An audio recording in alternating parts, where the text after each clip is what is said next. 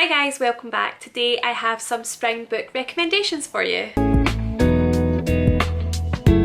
If you're new here, hi, my name's Claire. I make bookish content regarding romance and fantasy books, and I think we are getting into spring finally, and I'm really excited because I love the fact we're getting a bit of brighter weather, nicer longer days, and what better than to share some of my favourite kind of spring book recommendations with you. So the first one on my list has to probably be one of the most popular books at the moment, and that is A Court of Thorns and Roses by Sarah J Maas. I feel like this book list would just be missing it because this book is primarily set within the spring court. If you've been living under a rock and you're not aware of this book, A Court of Thorns and Roses follows Feyre, who is a human girl who has basically been taken captive by one of the Fae after she shoots one of his men, and he takes her in his stead.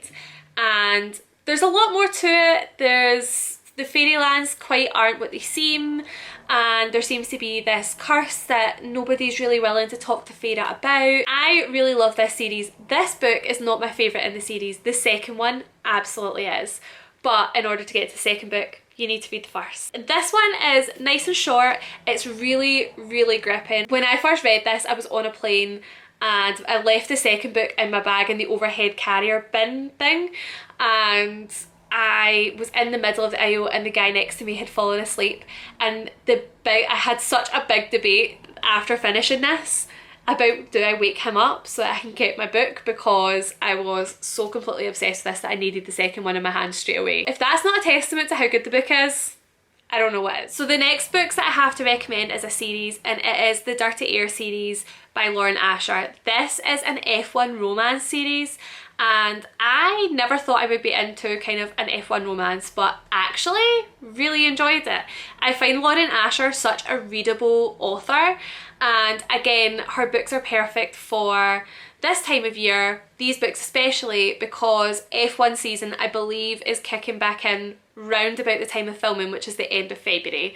So a perfect time to get to these books. In regards to the tropes for the books, book 1 is a brother's teammate, book 2 is good girl bad boy vibe, book 3 is enemies to lovers, and book 4 is grumpy sunshine fake dating, which is my absolute favourite. Speaking of favourites, the next book I have to recommend is The Invisible Life of Addie LaRue by V. Schwab.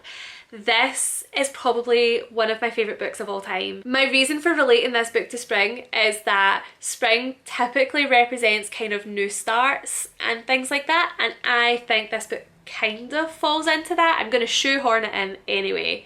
But this book follows Addie, who makes a deal with a devil and wishes for a longer life. She ends up where she is cursed with immortality, but is also cursed to be forgotten by every single person that she ever meets, until one day she meets somebody who actually remembers her. This book is a bit slower, but it's beautifully written, and I think it's perfect for when the nights are starting to get just that little bit brighter and longer, and makes you want to stay up reading just that wee bit longer. Next up is a newer release, and that is Fangirl Down by Tessa Bailey. I feel like I've talked about this quite a lot recently, but I really have enjoyed this.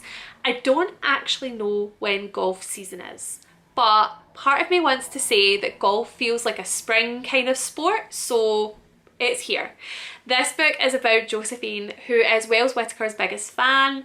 Wells is a golfer who is not on top of his game and is ready to give up the sport altogether. Josephine is probably the one person in the world who refuses to give up on Wells, and after a series of events occurs which indicates the fact that Josephine is having financial struggles, Wells hires her to be his caddy. I love this romance. I think it's really well done. There are a few kind of cringier bits, but that's just Tessa Bailey. I think it's a perfect light read, and I also think it's going to be really good for a long weekend or a bank holiday weekend where you just need something to kind of take your mind off all the madness, and this will be the way to go. I have another V. Schwab on this list, but this time it's her middle grade, and it is Gallant.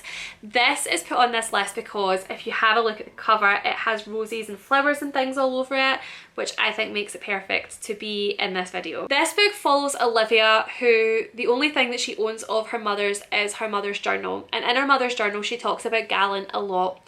and you find out that Gallant is actually this big stately home, and one day she receives a letter which tells her that she has to go back to Gallant. When she gets there, nobody has any recollection of sending this letter, and it seems to be that there's a bit more going on in this house than anyone is willing to let on. It is nice and short because it's a middle grade, it's really quick to get through as well. I had a good time reading this, and I think as well that gardening plays a bit of a part in this, which means it's perfect for spring because people do their gardening in spring. I'm really enjoying trying to shoehorn a book into a season. One book that has been very popular online recently is Caraval by Stephanie Garber. This just gives me spring vibes. I don't know what it is. I think the kind of setting of it just, I don't know.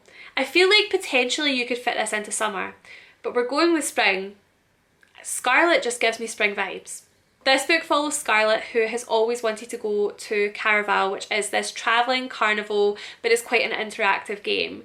One day she eventually gets her letter and she takes her sister Tella with her, but once she gets there, her sister is kidnapped and becomes part of the game, where the whole point of this game is that she has to find her sister first. It is entertaining. I really liked the kind of world building. It feels like an easier to read version of the Night Circus. I feel like the Night Circus is really kind of lyrical and can be fairly hard to get through at times, whereas this just feels slightly easier to get into. There is also a spin-off series to this, so it's perfect if you're looking for a series to binge over the spring. The last book on this list is definitely more centred for the end of spring heading towards summer, but it's getting it put in here anyway, and that is Funny Story by Emily Henry. This book is about Daphne and Miles, who find out that their respective partners are actually in love with each other, and Miles and Daphne are being left so that the respective partners, Peter and Petra, can be in a relationship together.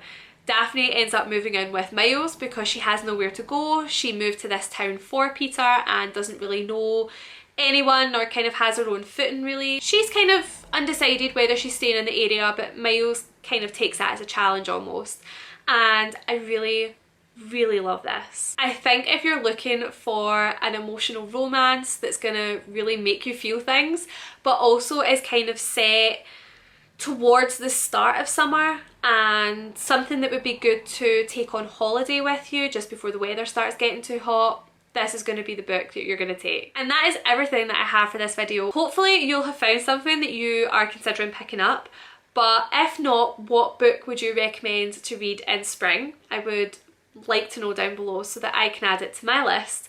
And if you like this, please don't forget to thumbs up and subscribe, and I will catch you in the next one. Bye!